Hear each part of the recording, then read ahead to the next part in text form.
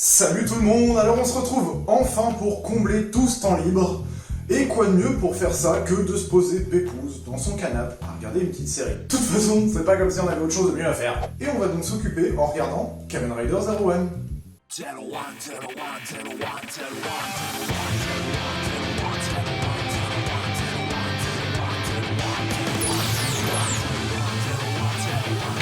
Tout d'abord, un Kamen Rider, qu'est-ce que c'est? Eh ben, tout bêtement, c'est une franchise qui appartient à la catégorie des tokusatsu, qui est la contraction de Tokusatsu Satsui, qui veut dire en japonais effets spéciaux. Ne me demande pas, je sais pas parler, c'est Wikipédia qui me l'a dit.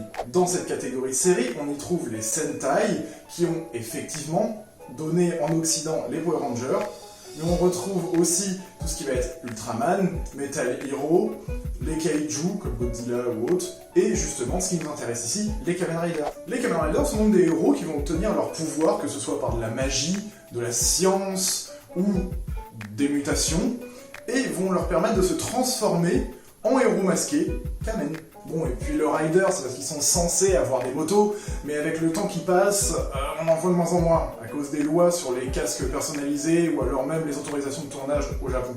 Chaque saison, chaque série aborde des thèmes plus ou moins variés, que ce soit de l'invasion d'extraterrestres, un virus qui se répand sur la Terre, ou même juste une guerre civile au Japon, tout en ayant quand même un côté un petit peu humour ou goofiness dans certaines versions ou certaines séries, ou alors être juste sérieux et mature du début à la fin. Mais maintenant, Zero One dans tout ça, et bien tout simplement c'est la première saison, la première série de l'ère Reiwa, l'ère qui a démarré avec le nouvel empereur au Japon en mai 2019, et qui succède donc à toutes ces saisons, ces 20 ans de Heisei Riders, c'est comme ça qu'on les appelle, c'est les Kamen Riders de l'ère Heisei. C'est donc le premier de cette nouvelle génération, et donc un bon point pour démarrer pour ceux qui voudraient s'initier à la franchise. Bon, puis bon, de toute façon, c'est pas comme si les saisons avaient des liens entre elles, donc vous pouvez commencer par ce que vous voulez. Zero One se situe donc dans un monde où l'intelligence artificielle s'est développée. Un jeune chômeur, Hiden Haruto, rêve de devenir humoriste, et Dieu que j'espère qu'il le deviendra jamais. Après une première représentation ratée, Haruto apprend que son grand-père, le CEO de la grande entreprise Hiden Intelligence, entreprise qui gère les Yumagear, donc c'est des robots équipés d'intelligence artificielle, est décédé et que sa présence a été demandée par son grand-père pour la lecture du testament au conseil d'administration. Il apprend donc qu'il a été désigné comme héritier de l'entreprise, entreprise qui affrontera à l'avenir de grands bouleversements que lui seul arrivera à traverser. Ouais, donc là, en gros, littéralement, c'est comme si on avait Kev Adams qui devient le patron de Microsoft. Après quelques péripéties, Haruto finit par se retrouver face à un méchant pas beau et finit par accepter le poste de président qui, à la base, il souhaitait refuser. Il obtient donc le droit et la responsabilité d'être Kamen Rider Zero One, le héros masqué qui combattra Metsubo Jinrai Netto, un groupe terroriste souhaitant à pousser les Yumagear à se rebeller contre l'humanité. En gros, c'est un good guy qui décide de se battre pour la veuve et l'orphelin. Si, en effet, le pitch de base est assez simple et vise un public plus jeune, il n'hésite pas à apporter son lot de réflexion tout de même. En effet, différents thèmes vont être abordés dans la série, et au fur et à mesure qu'on avance dans cette série, justement, on voit tous ces thèmes et ces réflexions qui se développent, par exemple au sujet de la technologie et des intelligences artificielles. Qu'est-ce qu'on en attend? Qu'est-ce qu'on en ferait? Mais aussi, quel impact on aurait dessus? Comment cette intelligence apprendrait à force de nous côtoyer? Qu'est-ce qu'elle retiendrait de nos expériences passées?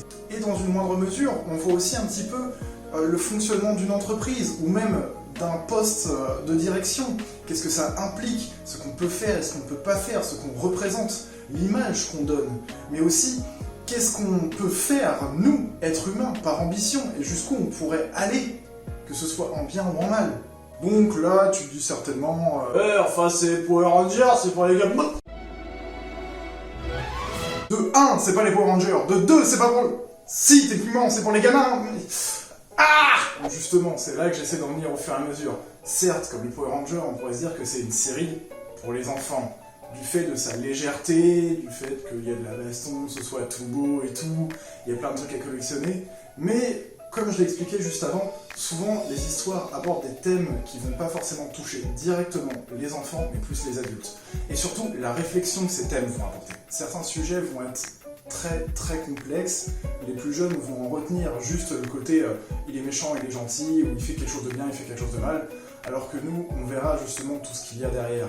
On regarde donc Kamen Rider Zero One pour son histoire, mais aussi pour ses personnages. Déjà parce que de base, ce sont eux qui sont au centre de ces tatanes super classe, ou de cette histoire qui avance petit à petit grâce à eux, et qui est intéressante. Les personnages sont donc simples, mais pas moins intéressants et attachants, et on les voit bien se développer au fur et à mesure de la série. Dans Zero One, on observe Haruto, qui est à la base un personnage gentil, simple, insouciant, et qui, sans vraiment le vouloir, finit par être propulsé à un rôle de PDG. On le voit donc au fur et à mesure de la série prendre en assurance, comprendre ce qu'implique sa position, mais aussi comment fonctionne son poste. On suit aussi le personnage de Fuwa, un membre d'une police spéciale, traumatisé par les Yumagir et donc les détestant. On observera donc au fur et à mesure de son développement son rapport avec les Yumagir qu'il déteste et souhaite voir détruit, et aussi son rapport avec Haruto, qui lui rêve d'un monde harmonieux où humains et Yumagir vivraient ensemble. Ou même, bêtement, d'épisode en épisode, on voit le développement des différents Yumagir qui apparaissent dans la série, et on voit justement comment les humains les affectent, comment ce que nous faisons les affecte, ce que nous disons, que ce soit en bien ou en mal, ou ce que eux décident de faire. Puis enfin, comme on pourrait s'y attendre, il y a pas mal de bastons. Mais de la baston cool. Ce que j'entends par cool, c'est que, bon, faut aimer ça, mais les costumes pètent la classe, les combats ont une importance, ils sont pas là juste pour faire déco, parce que le gentil tabasse les méchants, tout le temps. Les combats sont dynamiques, bien chorégraphiés, on n'a pas ce côté plan fixe comme on a juste là, on a vraiment une bonne chorégraphie, des bons travelling, des bons suivis, ça pète la classe. Bien d'explosion! Donc enfin, pourquoi regarder Kamen Rider Zero One? Tout simplement parce que au-delà de son image de série de gamin, c'est une histoire qui est bien écrite, avec un rythme soutenu et intéressante. On a des personnages qui sont tous plus intéressants et attachants les uns que les autres, enfin, presque tous. Et donc des personnages qui nous donnent envie de suivre leurs aventures. Ah, et puis genre ça par exemple. Ça